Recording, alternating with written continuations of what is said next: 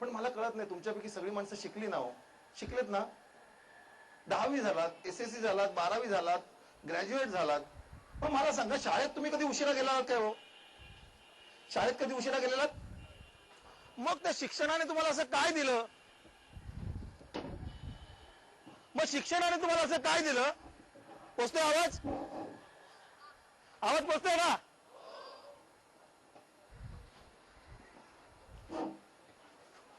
असं खणखणीत असावं लागतं, मग माईक बदलून मिळतो.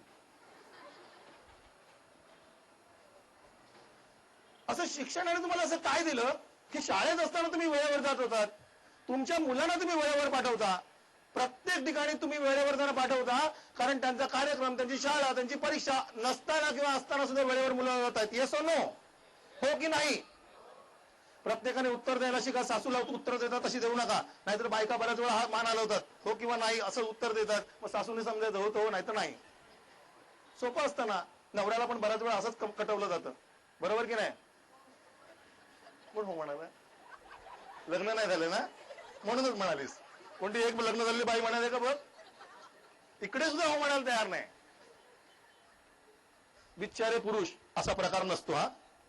पुरुष बिचारेच दाखवतात म्हणून जग चालतं आणि मजेत चालतं. मूळ मुद्दा असा आहे की तुम्ही जर वेळेवर जाऊ शकला नाहीत आणि तुम्ही जर मुलांना वेळेवर पाठवलं नाही तर चालणार नाही. मग असं काय झालं? मुलगा मात्र वेळेवर शाळेत जातो आणि आई बाबा म्हणतात मूर्ख माणूस, आणि तो फोनवर मात्र मुलाला सांगतो अरे त्याला सांग नाहीये म्हणून, नाही तर कधीच निघाला म्हणून सांग, असं खोटं बोलायला पण शिकवतो. आणि अधिक अरे गाढव आहेस तू, फक्त शाळेत लवकर जायचं असतं, असं कधी वेळेवर जायचं नसतं. म्हणूनच आपली मुलं इंटरव्ह्यूला नापास होतात. येस और नो?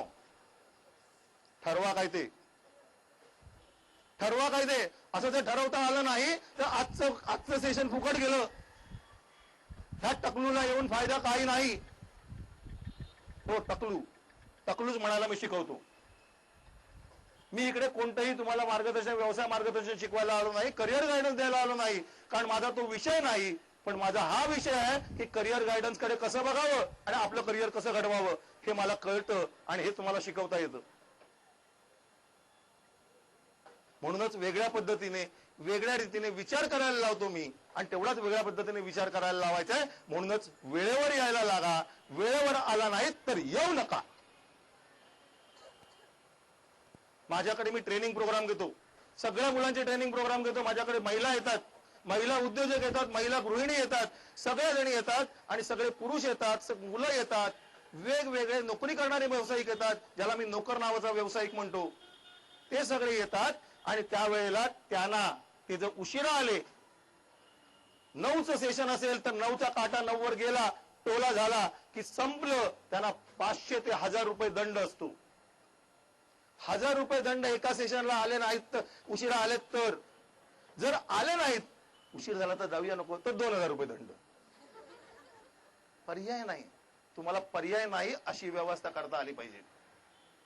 आणि पर्याय नाही अशी व्यवस्था करता आली तरच आपण यशस्वी होतो. म्हणूनच सांगतोय तुम्हाला तुमच्या गोष्टी कराव्या लागतील, पण तोच नियम माझ्याकरता मात्र तोच असतो. जर चुकून 9चं सेशन चालू होणार असेल आणि 9 वाजता मी हजर नसेल तर मला प्रत्येक जेवढे ट्रेनिंगला असतात त्या प्रत्येकाला मी 500 रुपये देणं लागतो. जर 16 ते 20 जण असतील तर 8000 ते 10000 रुपये मला दंड असतो.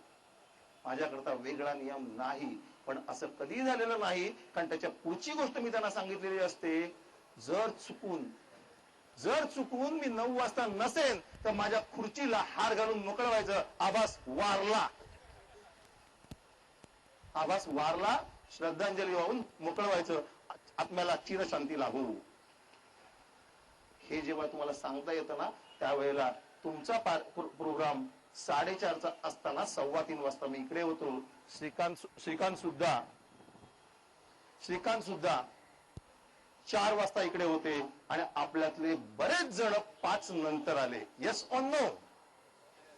आता मुलांना उत्तर काय द्यायची विचारा, कारण संध्याकाळी गेल्यानंतर, घरी गेल्यानंतर विचारणार आई आणि बाबा तो टकलू जे म्हणत होता ते सत्य आहे का? तुम्ही कसे उशिरा गेलात? म्हणून मी लोकांना सांगतो मुलांना घेऊन येऊ नका, पंचायत कराल. कारण हा सत्य बोलायला शिकवतो आणि मग प्रॉब्लेम करतो.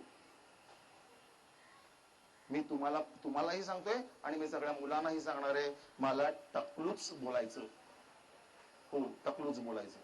ह्याचं कारण असं की बऱ्याच वेळेला आपण मुलांना अडवतो, त्याला टकलू नको बोलू, त्याला हे नको बोलू, त्याला ते नको बोलू. जे तो आहे ते बोलायला काय हरकत आहे? आईला आई म्हणायचं, मामाला मामा म्हणायचं, बाबाला बाबा म्हणायचं, आत्याला आत्या म्हणायचं, त्या मडक्याला मडकं म्हणायचं, त्या टकलूला टकलू बोलायला काय हरकत आहे? कारण त्या टकलू बोलून जे बेरिंग येतं त्याचं बेरिंग सांभाळणारी कला तुमच्या आणि तुमच्या मुलांमध्ये यायलाच हवी. म्हणून मी त्यांना दिलेलं सामर्थ्य आहे, मी त्यांना दिलेला शब्द आहे आणि मी त्यांना शिकवलेली गोष्ट आहे की त्याने यशस्वी झालंच पाहिजे. आणि यशस्वी होण्याकरता त्याने टकलू म्हणायला हवं, कारण ते एकदा डेअरिंग आलं की बाकीचं काही लागत नाही. मी त्यांना सांगतो म्हणून बोलू नका, कारण तुम्हाला असं वाटत असेल जर आज त्यांना टकलू बोलायला दिलं नाही तर हळूच मागून टाकल्या हाक मारता तो.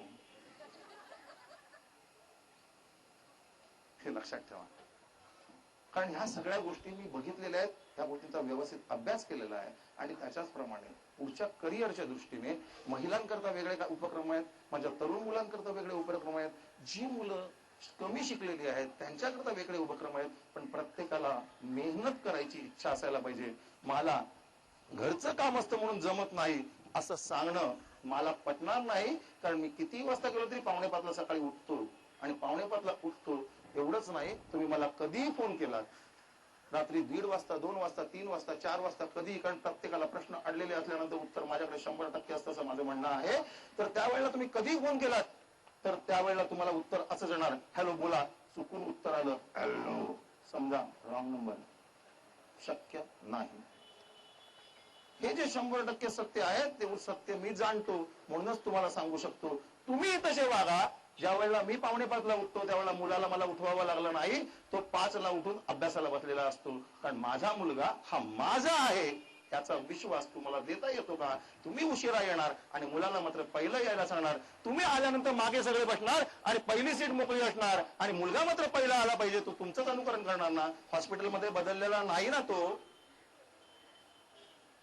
जर तुमचाच मुलगा आहे तर तो तुमच्याप्रमाणे वागणार, तुम्ही जसे वागणार तसाच तो वागणार. ह्याच्यावर विश्वास ठेवा आणि ते तुम्हाला करता आलं पाहिजे. तुमच्या जगण्याच्या पद्धती बदला, मुलं बदलतील, तुमचं आयुष्य समृद्ध होईल आणि मग अभिमानाने सांगता येईल, तो माझा मुलगा ज्याला लोक सर म्हणतात.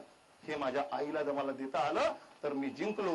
म्हणूनच माझी आई आज यशस्वी आहे की नाही मला माहिती नाही, पण आई म्हणून बघायला तिला अभिमानाने वाटतं की हा माझा मुलगा आहे आणि ती मजा आहे. माझ्यातली आई जोपर्यंत जिवंत आहे